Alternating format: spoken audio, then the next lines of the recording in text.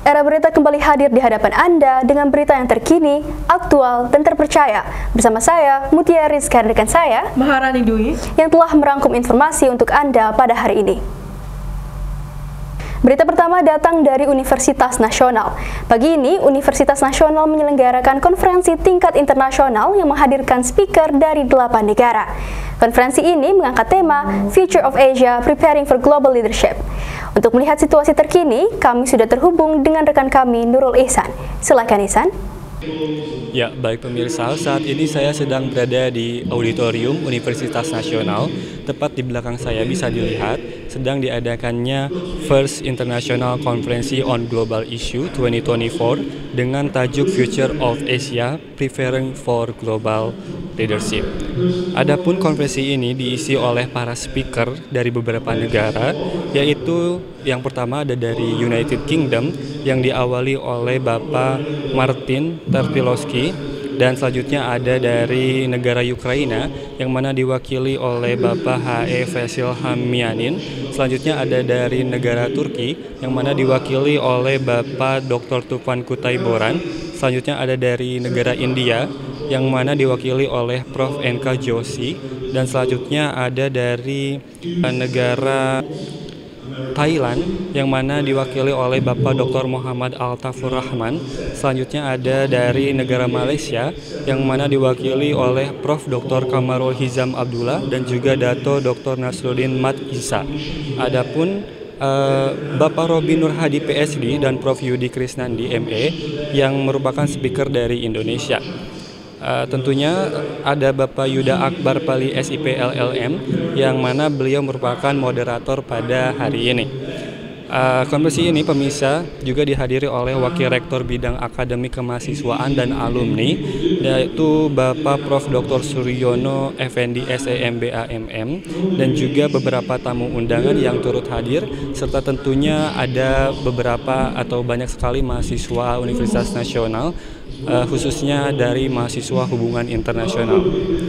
Acara ini juga pemirsa dimulai dari pukul 9 pagi dan diperkirakan akan selesai pada pukul 4 sore nanti.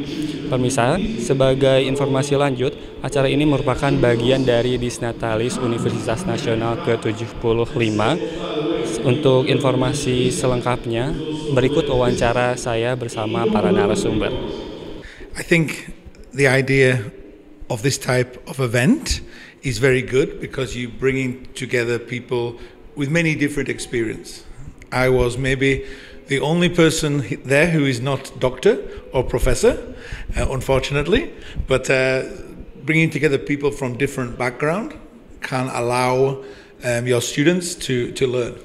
So yeah, I was just purely covering my topic, which is investment technology in Indonesia, and hopefully some of the students learn from what I have to say and what the other panelists have to say.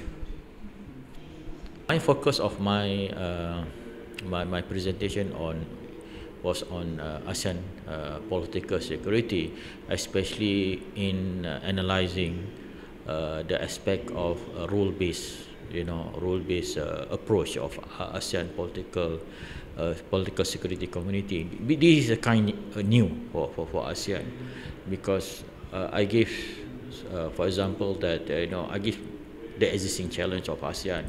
One is ASEAN countries are basically practicing different political system, authoritarian democracy, communism and all that. So what kind of rule-based system that we are dealing with? So at the same time, we as Southeast Asia itself is a flashpoint of major power rivalries. Demikian informasi yang dapat saya sampaikan. Saya Nurul Ihsan dan juru kamera Irlia Suryo melaporkan.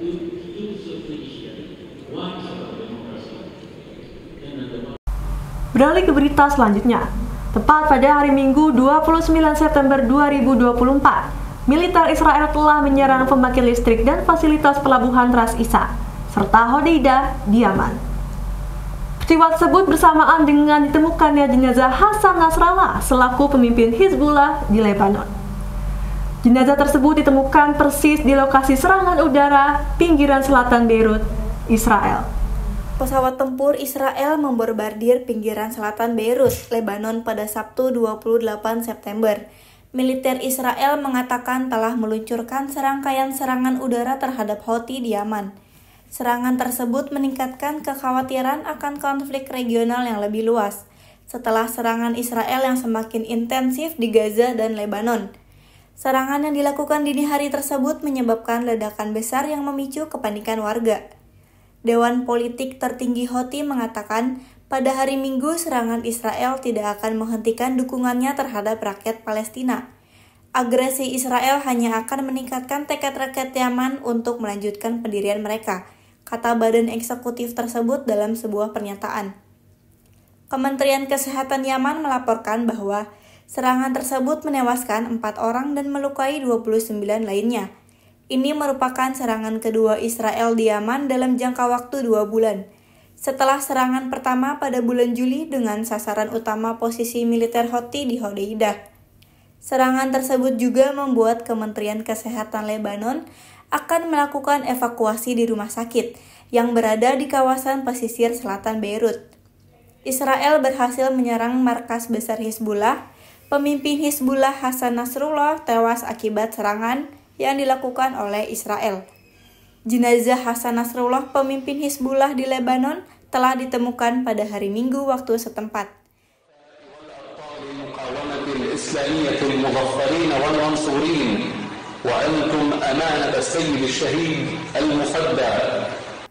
Tepat di lokasi serangan udara Israel di pinggir selatan Beirut.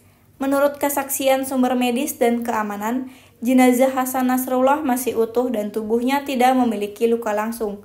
Diduga penyebab kematiannya adalah trauma tumpul akibat kekuatan ledakan.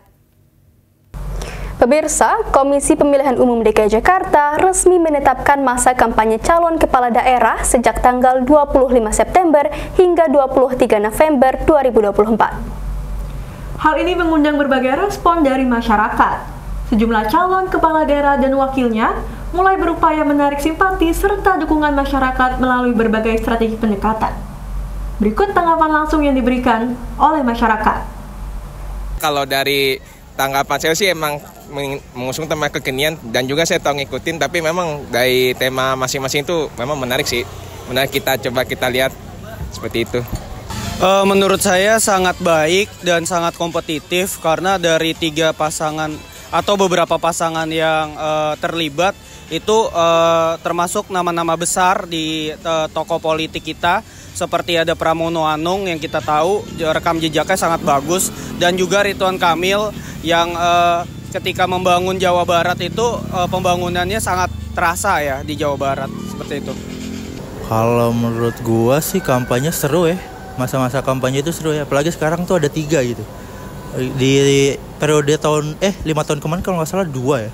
Dan gue juga sangat menunggu sih kampanye apa sih yang bakal keluar nanti sih. Itu sih. Dari 3 paslon itu ya. Kalau 3 sih belum kelihatan banget ya. Mungkin karena ya mungkin polemik dari ada yang dari luar langsung mau jadi sini, itu jadi polemik kan, jadi cerita kan, jadi kayak bumbu lah. Paling sih sejauh ini sih belum ada yang tuh. Saya sih pendekatannya lebih menarik tuh yang nomor 3 sih, ya Mas Pak Pramono sama Rano Karno. Soalnya kan dia memang kelihatan banget menarik perhatian Gen Z ya, sama gen-gen alpha kan, yang kita nggak tahu kan, apalagi kata-kata itu sangat anak gaul sekali sih. Dan juga program menariknya saya tahu tuh dia bakal menggratiskan MRT sama LRT dia buat pekerjaan. Nah itu sih yang boleh saya pengen tahu sih. Itu aja dari saya. Kalau menurut saya Ridwan Kamil, kenapa seperti itu? Karena Ridwan Kamil itu dia membangun dari unsur-unsur yang dibutuhkan masyarakat, seperti kegiatan dokter keliling gratis. Nah itu sangat membantu terutama untuk masyarakat yang belum mendapatkan akses kesehatan dengan baik ya. Dan juga program umroh untuk marbot, karena itu anak marbot kita seperti yang kita tahu kurang dapat perhatian karena tidak adanya perhatian khusus dari pemerintah selama ini. Dengan adanya umroh atau haji untuk marbot, diharapkan marbot-marbot kita juga dapat lebih bersemangat lagi dan lebih merasa diapresiasi oleh pemerintah daerah. Pesan saya agar paslon-paslon yang sekarang sedang bersaing dapat bersaing dengan kompetitif, dengan kampanye yang bersih, dan juga dapat menjalankan janji-janjinya. Jangan hanya sebatas janji, tapi juga dapat direalisasikan sampai ke tingkatan masyarakat terkecil sekalipun, seperti itu. Nah, mungkin ini sih pesan sama tentunya sih. Mungkin buat ketiga paslon ini, mungkin karena kita muda bakal yang ngerasain Jakarta tuh bakal kayak gimana gitu. Karena gue juga asli Jakarta gitu. Paling sih ke depannya semoga nih kalau bisa macet sih kurangin kalau bisa, walaupun kayaknya nggak bisa sih kayaknya ya.